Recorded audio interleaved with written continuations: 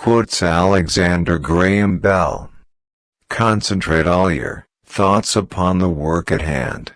The sun's rays do not burn until brought to a focus. When one door closes, another opens, but we often look so long and so regretfully upon the closed door that we do not see the one which is opened for us. Before anything else, preparation is the key to success. Sometimes we stare so long at a door that is closing that we see too late the one that is open. I have discovered that my interest in my dear pupil, Mabel, has ripened into a far deeper feeling than that of mere friendship. In fact, I know that I have learned to love her very sincerely. Educate the masses, elevate their standard of intelligence, and you will certainly have a successful nation. What this power is I cannot say. All I know is that it exists, and it becomes available only when a man is in that state of mind in which he knows exactly what he wants and is fully determined not to quit until he finds it. The most successful men in the end are those whose success is the result of steady accretion. Great discoveries and improvements invariably involve the cooperation of many minds. I may be given credit for having blazed the trail, but when I look at the subsequent developments I feel the credit is due to others rather than to myself. America is a country of inventors, and the greatest of inventors are the newspaper men. A man, as a general rule, owes very little to what he is born with. A man is what he makes of himself. The nation that secures control of the air will ultimately control the world. Dumbness comes from the fact that a child is born deaf and that it consequently never learns how to articulate, for it is by the medium of hearing that such instruction is acquired.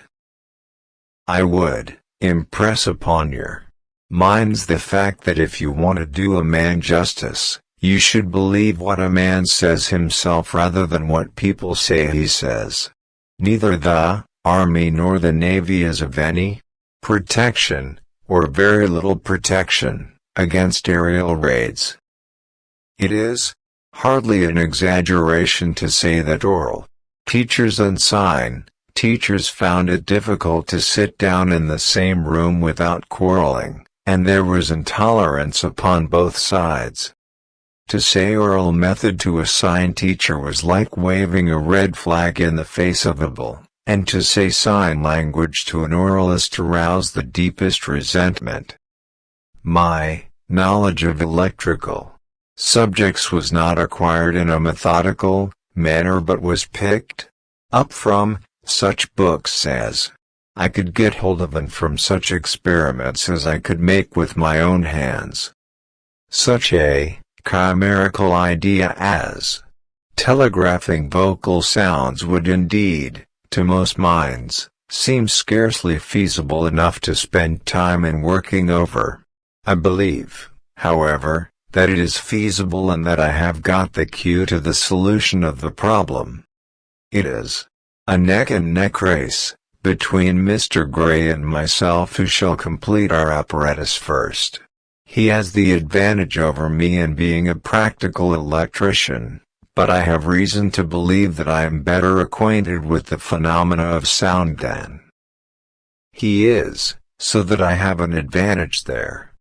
In this experiment, made on the 9th of October, 1876, actual conversation, backwards and forwards, upon the same line, and by the same instruments reciprocally used, was successfully carried on for the first time upon a real line of miles in length.